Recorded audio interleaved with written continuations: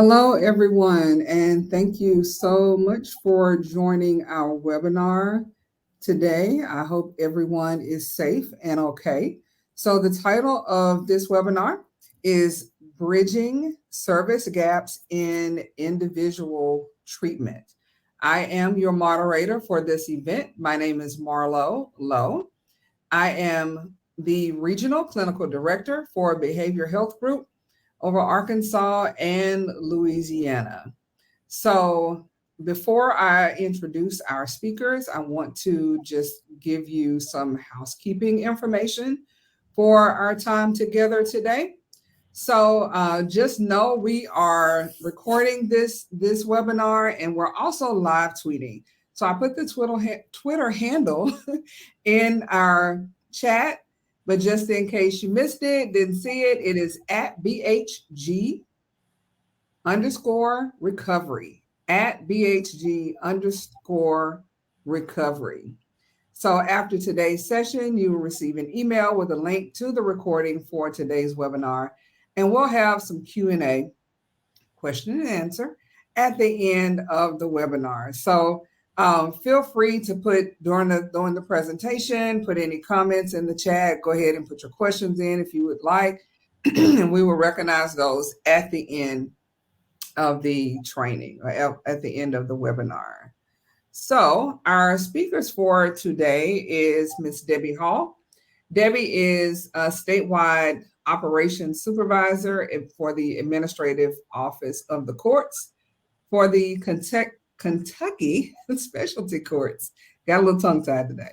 Our other speaker is Judge Mayer, and Judge Mayer is the 25th Circuit Judge, Division II, with the Administrative Office of the Courts, also in Kentucky Court of Justice. And that is Clark and Madison counties in Kentucky. So again, also, if you're on Twitter, go ahead and tweet during the webinar. Also, feel free to share information on all your other social media platforms. And at this point, I will turn it over to Judge Mayer. But I will say our other speaker, Ms. Debbie, we're having some technical difficulties, so please bear with us with that. But we'll go ahead and start with the judge. So go ahead, take it away. Thank you.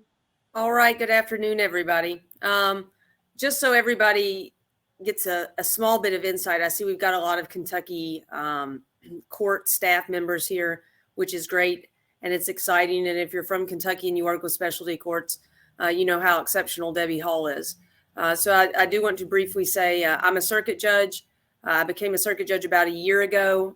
So I do felonies and civil matters over a certain threshold. Before that, I was a district judge, and I had the opportunity to preside as a specialty court judge in both of those positions. Perhaps more informative of my position on some of these things is that I had the opportunity to serve as an assistant public defender for the better part of 10 years.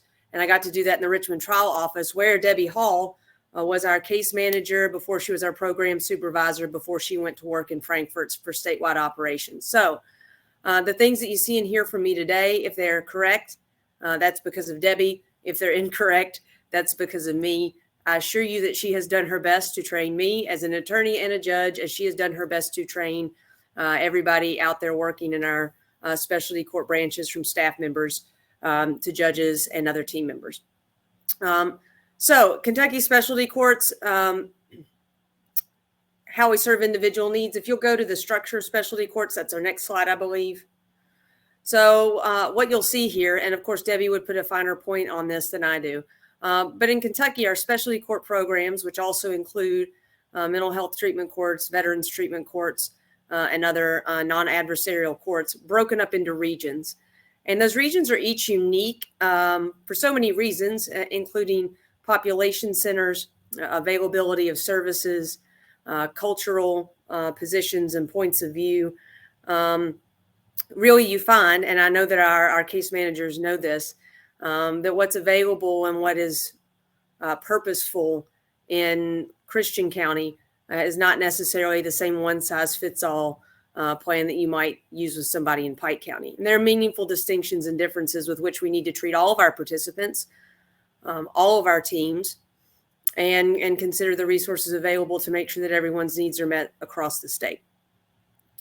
The thing that I would point out as a judge, which I think is significant for Kentucky, is that across the country, oh, good, there's the VIP. All right. Across the country, what you'll find is that there are different ways of structuring specialty court programs that may be attached to a municipal entity like a city, for instance, Nashville or Seattle, other places like that. In Kentucky, we have a unified court system, which means our entire statewide operations department supervises statewide services like specialty courts. That's great for judges because we have access to training for ourselves, for our staff, and for our programs. And it's also wonderful because we have people to help us search out grants, apply for those grants, and then most importantly, have integrity when we administer those grants so that we remain good stewards of public trust and public funds, and that we're competitive in the future. So all roads lead to Frankfort, even though we're all responsible on our own dockets for doing what we see fit with our judicial discretion. Debbie, we have introduced you, but I have not adequately described the structure of specialty courts. So if you want to hop in. Absolutely. And I apologize for my tardiness. I've never felt so wanted in a room before. So thank you, everybody, for getting me here. Essentially, what you see on the screen is the makeup of the Commonwealth. In Kentucky specialty courts, we have 10 regions, and within those regions are multiple programs. So the judges will operate the programs within their discretion and definitely in line with whatever geographical opportunities are available in that area. However, as a unified court system, as the judge mentioned, we are able to provide some standard services statewide, such as our staff, our drug testing, and our contracts to treatment vendors. We can move on. In specialty courts, we really have focused on serving people. So our training and education across the state has really taken a front and center approach. We want to make sure people understand substance use disorder and that the behaviors that we see, while sometimes are undesirable, that they're really a symptom of the disease that we're treating. We've also really focused on the language that our staff utilize with our participants. We want to make sure that we're using person-centered language, that we're treating people with dignity and respect, and that we're not putting our personal lens on people's treatment or on the needs that we're trying to meet, that we're really listening to the participants and the people we're serving and hearing what they need. We've worked diligently to shift our beliefs over the years. Anybody who's been with Kentucky Specialty Courts for a long time knows that we started off in a much more punitive place than where we are today. And while we still have a lot of work to do and goals to reach, we really have shifted our beliefs from just generalized responses to individualized responses. We also have really taken a focus on meeting those non-compliant issues with treatment and adjusting treatment plans versus just a punitive response or a consequence. So my favorite recovery advocates remind us regularly that it's our responsibility to meet people in recovery, to meet our participants where they are. Not where we wish them to be, not where we think they should be, but to meet them where they are. And so the challenge of specialty courts is to determine what someone's needs are. Most often they're unmet needs, right? And that's why they're with us. We're supposed to determine what someone's unmet needs are to make sure that we start supporting that person, buttressing them where they have some lag, or where they've otherwise been alienated or pushed aside or not had resources made available to them before. And we hold them accountable so that they use those resources to meet their needs as well. The big deal here is that it's very simple. A person whose needs are met is more likely to be successful than a person with unmet needs. And that's true of all of us in our jobs and with our families. If your needs are met, you're going to be more successful. The other thing, that I think about here is once someone's needs are met, from a therapeutic perspective and a pro-social perspective, we have an idea about whether the behavior that maybe we are not condoning is something that is actually a criminal behavior or not. But we can only determine that it's a criminal behavior as opposed to something that's a response to having a substance use disorder if we first strive to meet someone's needs and make sure they're having access to treatment that is best suited for them as an individual. I do want to hit on briefly, I think language matters is one of the things that people dismiss offhand a lot. And I will admit to you that I have done this before myself. I thought it was my responsibility as a lawyer and judge to use appropriate language, but I didn't necessarily think I needed to correct participants and tell them that they couldn't talk about themselves in a certain way, that they couldn't use what we now think of as negative terms to describe themselves to their family and other people. And as we've taken a more active approach to using the right language, talking about people with dignity, and also telling our participants we expect them to talk about themselves with dignity, that they're worthy and they're worthwhile, you can see those attitudes and those perceptions that they take from our staffing and our drug court proceedings out into the community where they're asking for jobs, where they're applying for jobs, where they're volunteering, where they're returning to church, and communicating to people that honestly, everyone should be treated like an autonomous human with respect. And language is a great starting place for that. So even if it's something you've not thought a lot about, please consider referring to our participants as people with substance use disorders or people who have returned to use after a period of, abstaining from the illegal use of drugs or alcohol. Sometimes it's a mouthful, but the mouthful really matters.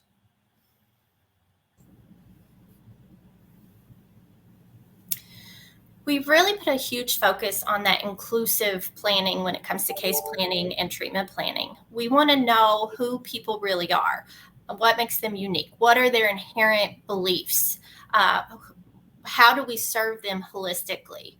We have to look past just the individual and also encompass the family and their friends. One person's support circle may look very different than the next person, especially when it comes to family. We have some people that have a traditional nuclear family, and then we have people who their friends are their family. They are the people who have stuck by them thick and thin, and we have to respect that. We also have to respect cultural beliefs. So when we think about some of the things that we've standardized over the years, like everybody goes to an AA meeting or an NA meeting, or sometimes Celebrate Recovery is a huge component. While all of those are fantastic resources for us, we have to have alternatives to those resources for the people who just don't fit into those beliefs. So for some people, relying on spiritual mechanisms, it's who they are. It's what helps them along. It's how they get by. But for the next person, that may not only not work for them, it could be traumatizing for them. So a one size definitely doesn't fit all in our program. And that's something that we've worked diligently over the last few years to try to expand and offer those different paths to recovery. For some people, abstinence is the only way to their recovery. They want and need nothing else. And for other people, they need an MAT or MOUD treatment plan. So we really want to work on meeting the individual person's needs, their true needs, and their overall person needs. Much of this, when it comes to the inclusivity, comes to thinking again about what motivates someone. The proper motivation is how we get our participants, from a stabilized phase to a progressive phase, to achieving more distal goals than what they come into our programs discussing. So when you think about their family and friends, oftentimes for people, that is the most driving force for them to enter a specialty court program or a treatment program, is to build esteem with family and friends that they've disconnected with, or it's at the encouragement of someone they really value in their life. So to the extent you can honor those people's roles with your participant, you can show that you are mindful of this entire individual and what means something to them. The other thing that kind of goes into this when it comes to cultural beliefs, as I'm sure many of you are aware, lots of people have different attitudes on MAT and MOUD. And certainly culturally, there is at least some empirical evidence, some evidence-based research that certain communities have more outspoken beliefs about the invalidity of medicine-assisted treatment. Although you're going to hear from us later today that it's anything but invalid, there are still some negative thoughts that are brought to that course of treatment. So you may have people in your program who you might want to discuss that option with, or have them discuss with a clinician, but they seem resistant, and it may not be because they're not listening to you or that they don't want to do it. They may be getting messages from outside of your court program alone that make it difficult to make that choice. And again, everybody is making different paths to recovery. If you can honor the person and help them figure out what their long-term goals are, and show that you're there to support them in ways that don't just include counseling services and drug screens and things like that, you'll be doing a better job for all your participants. The final thing that I would say, and this might be more specifically to people that work in drug court, if somebody tells you they don't want to go to a treatment facility, it may be because they very well don't want to go to a treatment facility, or they don't feel like they're at that place in their recovery yet. Sometimes they don't want to go to the treatment facility that you're recommending that they go to. And you should think about why they don't want to go to that facility.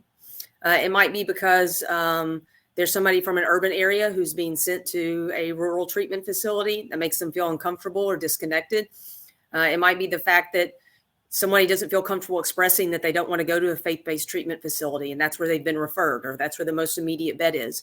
So if someone says they don't want to go to treatment, I suggest that you endeavor to find out why they don't want to go to treatment, and whether it's they don't want to go to treatment at the facility that's most immediately available, if you can't accommodate them in a meaningful way while still holding them accountable by finding alternatives. And before we move on, I just want to add one of the other paths to recovery that we have really worked on expanding over the years is harm reduction. While we would love to see people maintain abstinence or adhere to their treatment plans that contain MOUD, there are people who are unfortunately going to be at high risk for having an overdose, and we don't want to see people die. And so we have provided access to Narcan throughout the state, and that looks different in different places. Our partnerships look different.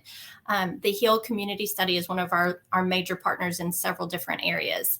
And so that Narcan has been made available to all of our participants, but we also incentivize our participants bringing their family members so that they too have access to the Narcan. Because at the end of the day, we're not going to be able to help anybody if we can't keep them alive. Just piggybacking on that very briefly, what I would say is substance use disorders are unforgiving diseases. They're chronic diseases and they are unforgiving. And if we have a method or means of treating or managing that disease so that we give people one more day and one more opportunity, it's not just something that's available to us, it's something we are responsible for providing to our participants and to the community at large, as we're able to do that by certain grants and programs that we have. So harm reduction should absolutely be a regular part of your conversation with your participants for their individual benefit, but also for their families and their community members, that this is an ongoing conversation and something that's not stigmatized. So in specialty courts, Kentucky specialty courts, we have built on the 4 pillars of lasting recovery, just as SAMHSA has introduced those to us. Our goal is not to teach people how to adhere to a rule and just to be able to follow that rule while they're in our program. Our goal is to have long-lasting recovery, hopefully permanently, but one day at a time, right? So we focus on the 4 pillars of recovery. We have to ensure somebody has a home. That doesn't always mean the same thing for everybody. A home is more than just a house. It is a safe place where somebody feels comfortable, where they feel they can be themselves, where they feel that they are safe and protected. And so for some people, living alone is never going to be a home, no matter how nice the house is. So we have to help people make the homes that are going to make them successful in their recovery and in their lives. We also focus on their health holistically. That means their mental health just as much, if not more so, than their physical health. We want to attach people to treatment providers immediately. As soon as they become a participant, that's one of the first referrals we want to make out the gate, so that people can get a level of care assessment. They can have a treatment plan developed by a professional, behavioral health professional, and then be able to follow that. That's not our role to tell them what their treatment needs are. That's the clinician's role. And then we help them remove those barriers in order to adhere to that plan. Everybody needs purpose. For some of our participants, they're still struggling with anhedonia. They need something that gives them some pleasure and helps them to know that life is worth living and that recovery isn't boring, because they really struggle with that sometimes, especially in early recovery. So that purpose may be something like having an exercise class that they enjoy, or picking up a musical instrument, or for a lot of our people, especially nationally, we're celebrating Drug Court Month, where we're really uplifting the arts. And so people across the state have been doing different events where we are highlighting our participants and their great attributes. In Clark and Madison County specifically, our staff have focused on creating art pieces for all the graduating participants. And we have this amazing art wall on display that's been going on for years, and we just keep adding to it. So purpose is going to be different for different people. For some people, they jump into their job and that really is what helps them along. And for other people, their family is what is really meaningful to them. Or being able to pick up that next hobby and be able to run with it. And through purpose, they a lot of times are going to find their communities. Sometimes that is a mutual aid support group, but other times it's going to look different. It's going to be that exercise class that has the same group of people, or it might be their child's school. It might be a group of friends that are just, very meaningful to them. And for some people, it's their neighbors. So that community is going to look different. We have to help them navigate through and find what community means to them instead of what community means in our heads. I feel like Debbie was at our drug court staffing this morning, because she talked about a lot of things we just talked about before court. And I see that some of our Clark and Madison drug court staff members are on here, and also some of our other team members are on here. So what I will say is part of the reason that we talked about the same things Debbie has brought up just now this morning is because they're relevant every single time you meet for each and every participant. The other thing I would say is that Debbie left us with good habits in Clark and Madison County when she got promoted, and that we continue to have exemplary people here who are committed every day to each of our individual participants succeeding. I'm the last person in the list that has anything to do with this. I just try not to mess up the wonderful work that everybody else is doing. Specifically, one comment I want to make, because I've observed it often over the last year, comes to the point on health. So you'll find that people who have been in active use for a period of time neglect lots of things, maybe most significantly their physical health. And so we have a lot of participants that get to us, and despite the fact that they're starting to stabilize and engage in their recovery routine, they still have a degree of misery in their life. And why are they miserable? It's because they physically feel terrible.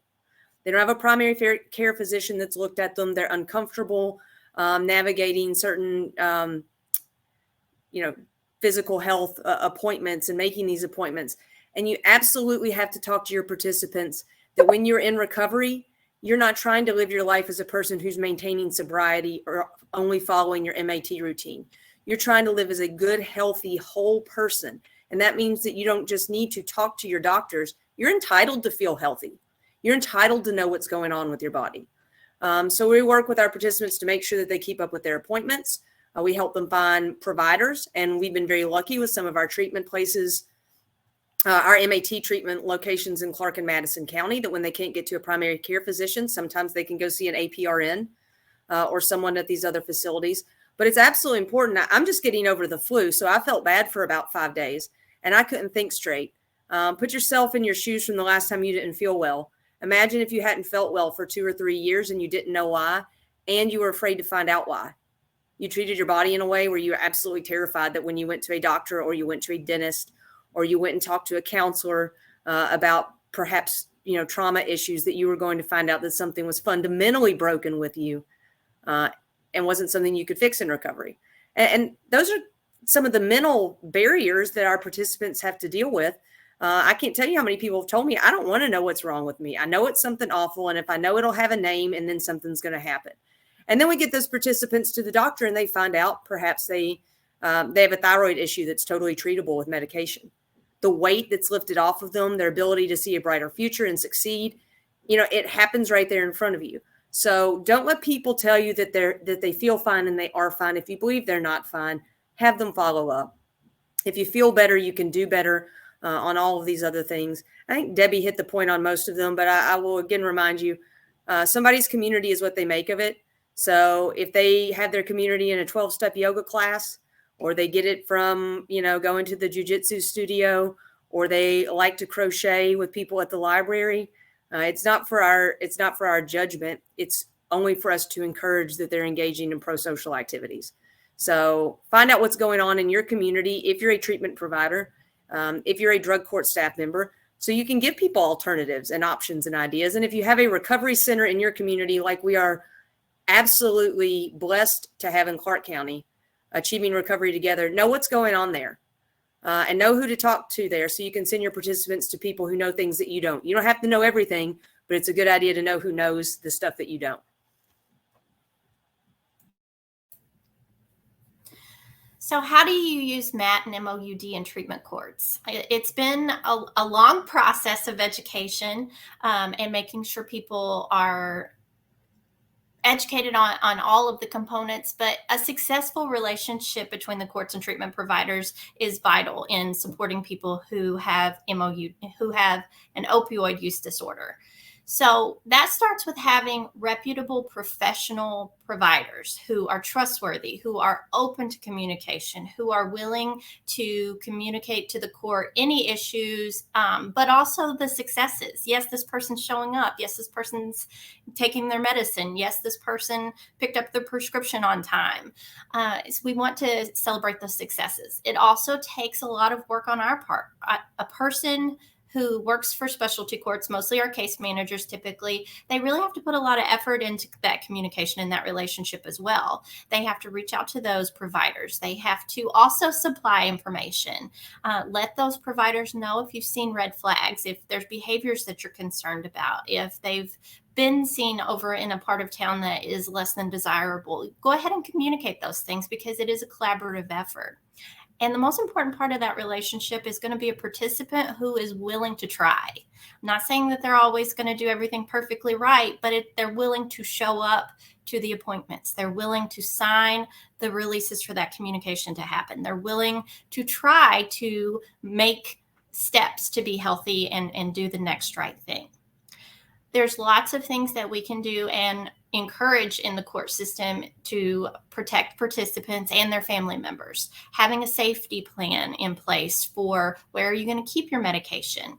That really helps to decrease diversion and sometimes abuse, or even unintentionally your children getting a hold of it. We want to make sure everybody's healthy, not just our participants. So having that safety plan in place to know where you're going to keep your medicine, how you're going to keep it out of the hands of somebody who might come over, because diversion doesn't always happen purposefully. Sometimes somebody may take your medication without your permission. We also want to make sure that we have a partnership where we can use our law enforcement officers to run CASPR reports when needed. And we want to make sure that our participants understand that if there is a misstep, open communication is the next right step, because we're not just wanting to dismiss somebody just because they've made a mistake or something's went astray. We want to make sure that people understand that life happens, problems happen, and what's the next right thing to do to get back on track. We do see diversion sometimes, but it's by no means the norm. For us in specialty court, having these established relationships, collaboration that is truly open, we see a lot of success with people who are using MAT or MOUD.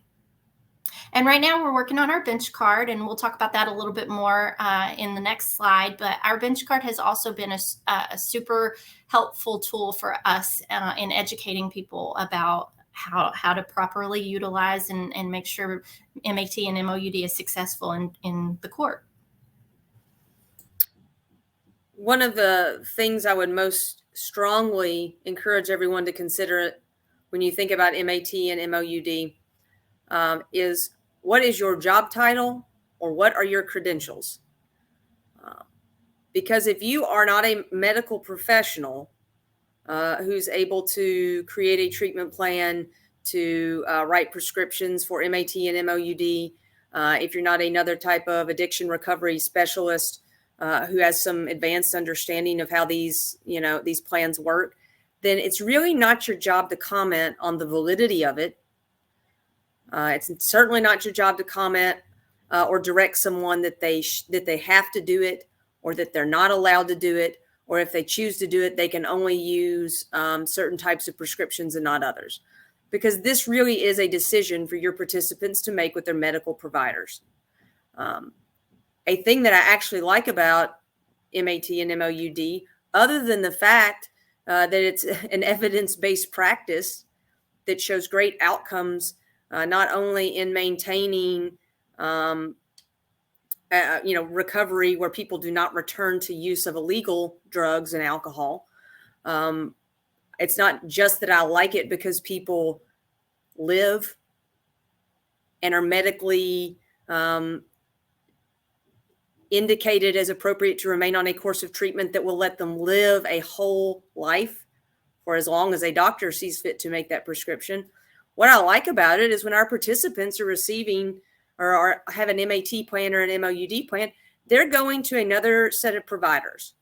And that is another place where they're likely going to have access to a counselor, peer support perhaps, maybe case management services, a nurse practitioner who can help them when there are physical ailments or other issues going on, and people who can make referrals if someone perhaps needs to have a course of therapy or counseling related to trauma concerns or other concerns. So the thing is, that person that chooses to do MAT or MOUD is taking on a whole host of responsibilities that not every person in drug court or other specialty courts has to do or chooses to do. But they're also going to get a lot more services to meet their needs, the needs that you've identified and the needs that you so far have not identified. And you're going to have other professionals who are concerned about the well-being of that person for your program to talk with. Our current program supervisors does a great job of keeping a regular call list with people who provide treatment, provide MAT, MOUD to our participants. We get weekly or bi-weekly updates on how folks are doing. And between their communication and observation of the participant and our communication as a drug court team and observation of the participant, you get a good idea if there's a red flag. While it's important that we do pill counts in the office, or perhaps you do it over Zoom now that that's something we use, the red flags will present themselves without a non-negative drug screen and without a missed pill count, as long as you're paying attention and as long as you have enough eyes on the participant. Now, I should also say, don't forget to catch people being good. As Debbie pointed out, if someone's making all of their appointments and that was a struggle for them, if they're traveling maybe out of county to get a certain form of treatment and they're able to do all of that, you got to compliment people on that because it is genuinely hard work. Our original bench card really focused on ADA rules and how to set aside or how to schedule an inquiry with a practitioner. So we're really revamping our bench card now to focus more on some frequently asked questions. What are some things that judges or other court professionals can say to participants to engage them appropriately in their treatment? What's going on? How can you learn more information about where they are in their treatment and how they feel like it's going? So we have a list of frequently asked questions. We have an at a glance, a very easy to read at a glance table about the different types of MOUD that's available, why they are utilized, an antagonist versus a partial agonist, and so on and so forth, that are a little bit more technical than what we're getting into today. But it really lays out in a very simplistic and very introductory level about why there are different types of medications to treat an OUD. It also goes into some information about how are they utilized. Are they injectables? Are they oral medications? Are they daily? Are they multiple times a day? And so it just gives everyone who has access to this bench card just more general information in a very simplistic way.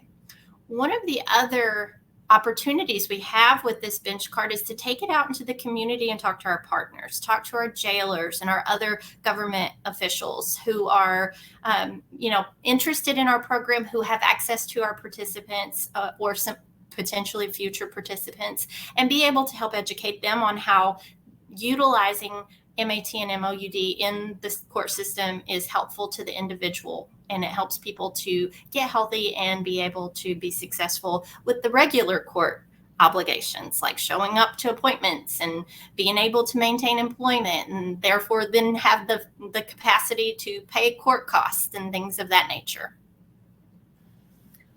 I saw the original bench card when I was an attorney, and I can tell you that it was a powerful tool, because at the time that bench card rolled out, what you were most commonly hearing from people around the state was, my drug court is a sobriety drug court. We're not doing pills, and we're not doing injectables, and we're not doing this, that, and the other, because my drug court is a sobriety court. And the discussions about the ADA were good for several reasons. One, it does remind people that what we're talking about with substance use disorders is a chronic disease. And just like someone who has a chronic disease like diabetes or a heart condition, those people are responsible for caring for their chronic diseases, but it's not a moral assessment that they have those diseases.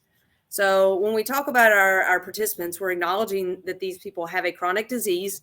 That does not make them a good or a bad person. We are here to help them manage that chronic disease. That ADA bench card started to say that it's not optional.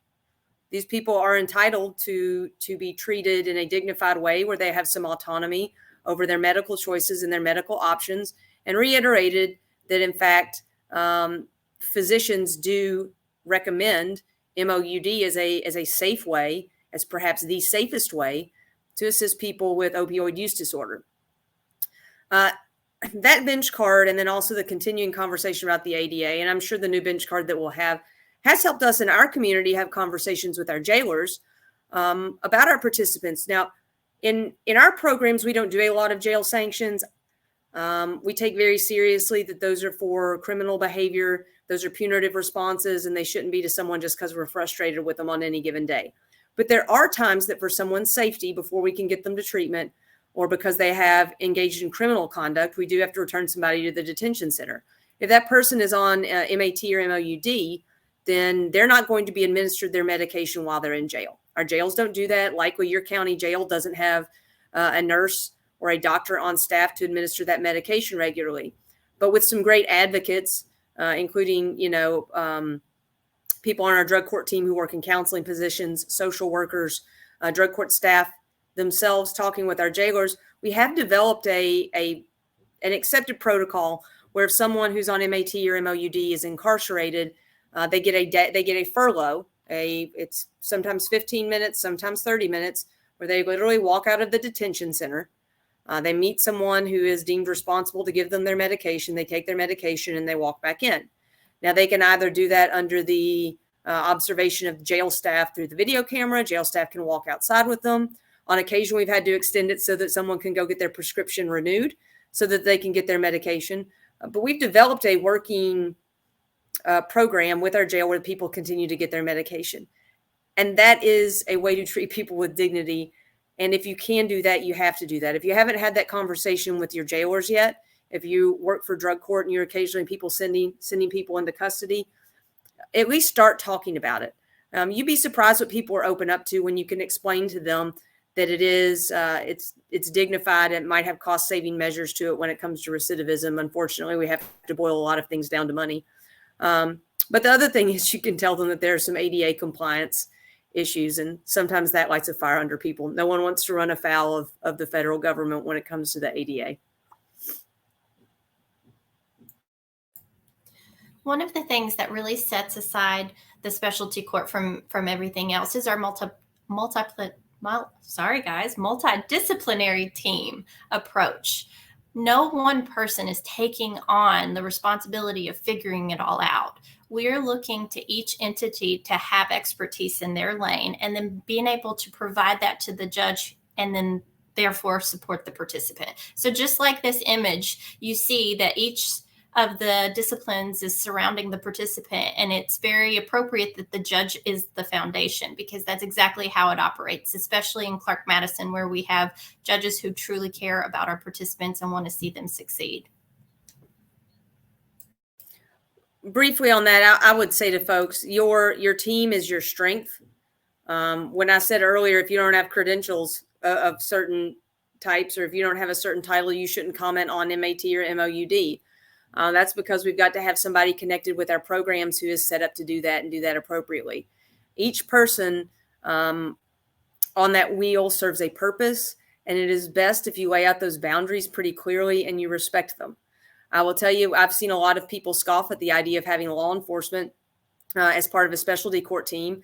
It seems kind of like a gotcha moment. But if you can get somebody from your sheriff's office, from the local police department to come, if they're open-minded and if they're there for the right reasons, and I suspect they will be because it's a lot of time commitment to not be there for the right reasons, you're going to get a huge value add. For us, we've got law enforcement who will go do, who help us with curfew checks. If we've got somebody who has an active warrant that we need to get in custody pretty quickly, we're worried about their safety and well-being and we need to get them to treatment, we can give them locations to go check, and they go and look for people for us. Or we can arrange times for people to turn themselves in on their warrants to maybe a friendlier law enforcement officer or somebody that they're familiar with.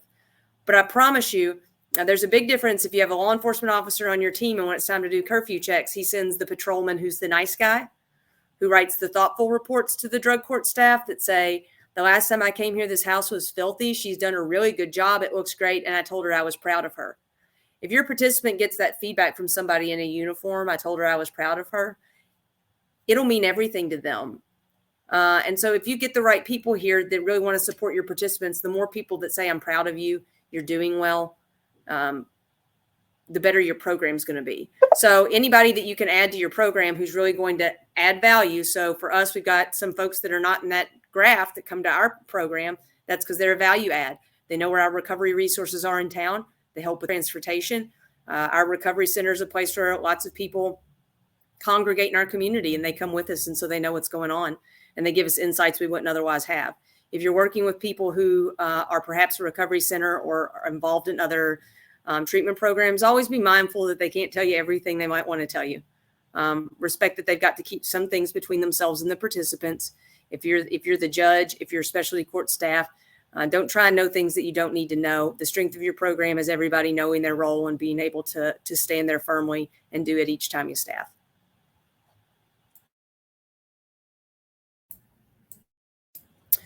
All right. And briefly, right here, what we have is the purpose of certification. So in addition to being a judge, I'm also right now the co-chair of the Specialty Court Certification Advisory Committee in Kentucky. This is an effort to get all of our specialty courts, veterans treatment, mental health, and drug courts under a set of centralized standards based on the national best practices for each of those programs. We've got a lot of programs in the state that are already doing best practice work and have been for years. And we've got some other programs that are newer and probably need to be brought along. So the point of this certification process is to it's going to sound critical to people, and it really shouldn't, because the idea here is kind of like we do with our participants. We identify what their needs are, and then we tell people how we're going to help them meet their needs. This is where we identify what the needs are of each program, and then we help them meet their needs. It's not a fault of a rural program if they don't have as many treatment providers as they need, but can statewide operations maybe help them identify other service providers or contracts that are available to help? Yes. But we can only know these things about programs if we get in an inventory, what is going on, where we need to grow, where we perhaps need to retract. But it is an effort here to make sure that all of our programs are living up to their potential. And for those existing programs that are doing really well, it's a good way for the teams to say to the community, to say to the participants, we're a certified program, we're doing stuff right. If you come here, we're not treating people with kid gloves. We're not making this easy on folks. We're doing it the right way so that we can set people up for long-lasting recovery, and we are, in fact, certified. The whole idea here, everybody, is that we always want to produce the best outcome for our participants. That means we need to work on our programs all the time, too. Not just work with our participants, work on our programs, be progressive, identify changes in treatment, identify changing standard practices and procedures. If you're in your community, sometimes it's as complicated and as simple as resource mapping and knowing what is coming in and out of your community on a regular basis in terms of treatment options or mutual aid groups for your participants. The big thing here, and I'm going to give credit to Debbie on this because I always do, because it sticks with me that she has taught me this. It is our responsibility as specialty court judges, as specialty court staff, as people who work with folks in recovery, to not do harm. Just by our programs existing, we are not helping people. If we don't have a fidelity to best practices, if we're not respecting our roles and the roles of other people that are related to the recovery process, then we can, in fact, do harm. So just by virtue of you being part of a specialty court, you're not helping people, but you will help people if you do it the right way. And one of the fundamental things of doing it the right way is to meet people where they are, treat folks as individuals with dignity. It still blows my mind that the empirical evidence is that if a judge talks for 3 to 7 minutes to a participant, has a meaningful conversation, that has a tremendous outcome on recidivism. If we have more positive responses to our participants than negative consequences in court, that's where we're growing. So treat people with kindness, treat people with dignity, and that's going to produce the best outcome for your participants.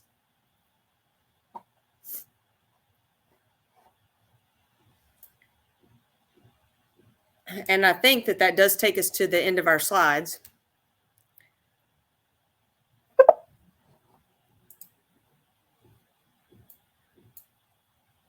So we are at time, I believe, but I don't know if anybody has any questions. We got a few extra minutes to go over. Okay. My camera was telling me to refresh, and I'm like, no. All right. For our participants, if you have any questions or comments in the chat, please put them in now. I see, okay, Heather has a question. How does the Administrative Office of the Courts train staff and teams from rural areas where stigmas may be more ingrained in the community around topics such as substance use, criminality, and or different treatment options? Well, I think anytime we have training opportunities, we always want to go into a program with the personalities and the resources at the forefront. Some people need to be presented with facts, while other people need real life examples. So it really just depends on the personalities that we're working with. We always try to look for the resources that are going to be relevant to that area. So, for example, if we're working in a community that is super conservative, and we start talking about the syringe exchange programs, we're probably going to lose them. So that's not to say we're not going to give them the information about a syringe exchange, but that may be a blip on the rest of the training. Our training may be more focused on Narcan delivery and really focusing on behaviors and responses related to substance use disorder. So in a nutshell, it's as individualized as the treatment plans that we've been discussing today. You've always got to know your audience. And so if you've got drug court, if you're working with staff, drug court staff members are leaders in their communities, right? They know counselors, they know local legislators, they know perhaps the county judge executive or other people who are involved in some of the decisions, might know law enforcement. And so a little bit of this is you've got to preempt the training by building those relationships, highlighting your credibility. And sometimes you do need to know who you're talking to. Does this person want to hear about the dollars and cents that I'm saving? None of us are here because we care about money. Nobody logged into this call today because we care about dollars and cents over lives and humanity. But that is what speaks to some people. So unfortunately, sometimes you have to present the information in a way that is not your preferred method, but you do what you do to advocate for your cause. The other thing I would say that is kind of building on that question, I think, is remember, folks, every day when you go out in your community, you're somebody who works with people in recovery. So don't leave that at home. Lord knows we all want to sometimes, right? We want to check out. We're not at work. We're not our work personality. But when you go places and you see your participants, or you see people who used to be participants, engage in conversations with them. When you go places, it's summertime, so everybody's got fairs, street parties, all that sort of stuff. Go out when you see, the county judge executive, or when you see somebody from the health department, engage in a conversation with them. If you start the conversation with them, don't ever stop it. Every time you see them, give them a little elbow, remind them what work you're doing and why you're doing it. people will come along, and people who you never thought would buy into your cause or wouldn't do it for the reasons, that you're working at this will. I've been surprised more often than not what people will come to want to do and advocate for if you start chipping away slowly but surely until you reveal the big picture. Thank you for that. And to kind of piggyback on that and talking about communities and all that while we're still waiting on some questions to come through, I just wanted to inform everyone that may not already know about Behavioral Health Group or BHG. So with Behavioral Health Group, we are the largest network of Joint Commission accredited outpatient opiate treatment and recovery centers in America. So at Behavioral Health Group, we believe that with respect and caring, that real recovery is definitely possible.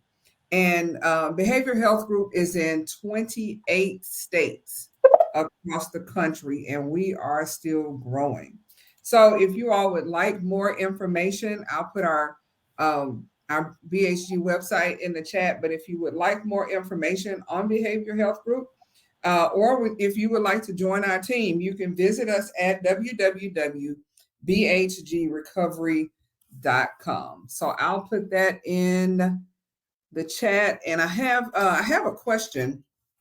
So what has been the biggest challenge or challenges marrying the criminal justice system with medicated assisted treatment programs for you all in Kentucky? And how did you overcome those challenges? Well, we are still working on integrating medicine-assisted treatment. I would say as a judge to my normal criminal dockets, it is a thing that we really don't have mechanisms in place right now to provide oversight as to whether somebody who's on pretrial release is maybe compliant with that. Now we're working on some new deflection or diversion programs in Kentucky that would allow somebody at the time of arrest or the time of charging to voluntarily agree to enter treatment. Not necessarily MAT, but certainly MAT or MOUD would be contemplated in the category of things they could do to perhaps meet certain set of conditions over a period of time and then have that charge not even brought to court as opposed to it being dismissed, diverted at the end of supervision. It's a great opportunity, but it's going to involve Kentucky Court of Justice providing some additional staffing, probably through our pretrial services. And I know that we're working on that. It's always a question of budget and data collection. But we've had a bill pass, Senate Bill 90 in Kentucky, that's going to implement some of that with respect to behavioral disorders and other issues. We've had deferred prosecution for possession of controlled substance charges for a long time. That's underutilized. But I'm hoping as we start to see the value of deflections in other contexts that that kind of reinvigorates that program. We do use MAT and MOUD is something that's accepted by our Department of Corrections. So we don't have any issues with folks who are on probation or parole being able to elect to do those things. And it's monitored as other courses of treatment would be with releases and making sure folks are compliant. With respect to drug courts, I hope we're a little bit past the point of accepting it. But each community, again, just like we have to take our individuals and give them treatment plans, every single drug court kind of has to come up with its own approach based on its resources and relationships of monitoring stuff. So in Clark County, where I preside over a drug court, we're a smaller county, but we've got multiple treatment providers who have MAT or MOUD available. And so, again, this has gone to the relationship building that our team has done over a long period of time. And our program supervisor has standing calls with people at those facilities to make sure that folks are showing up for appointments, that they are compliant, that there's not any reported negative conduct or concerning conduct would be a more appropriate way to put that. And those people come to our regular staffing, or someone from the facility comes to regular staffing so we can check and double check. But that's been something that's been 10 years in the making with our community health partners, even if we haven't been using MAT or MOUD regularly in the program for 10 years. Good deal. Thank you for that. So Nancy asked, what is the objection that you get the most? And what is your favorite response to that objection? I guess she's asking about objection to the type of treatment that's being provided. Well, I would say most commonly is the person who has been was initially arrested. It's had a gap in time between when their case resolved and they were referred to treatment either through drug court or through something else, probation and parole. And so they've basically been resourceless, no needs met, living, kind of their own devices for a period of anywhere between 6 and 9 months. And unfortunately now 2 years because of COVID. And so most of the time, when someone comes in and they have returned to use on several occasions, you have to have a level of care review and admit to and tell somebody, look, you've got to go to treatment. I've had a professional assess you. This is what the professional says you need, and that's what we're going to do. And normally that's no. And lately we've been getting some age-based objections.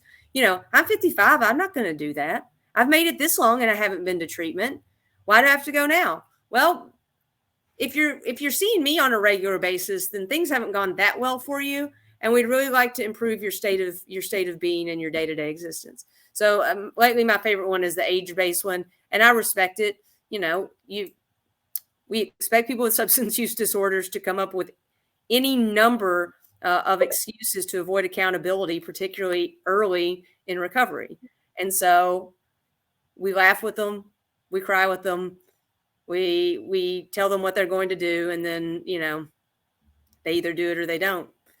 And if they don't, then we find something else and tell them to do that unless or until they abscond. Because as far as we're concerned in our program, for the most part, absconding is the only thing that's going to get you terminated.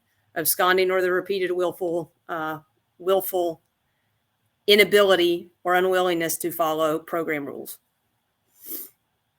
All right. Well, thank you so much. This has been some very helpful and useful information. We would like to thank our participants for your time. We hope that it was some information that you could use as well, maybe refreshing some of what you already knew. And maybe there was some new information that you learned. So again, thank you to our speakers today, Judge Mayer and Ms. Debbie Hall. So thank you all so much. Be blessed and stay safe.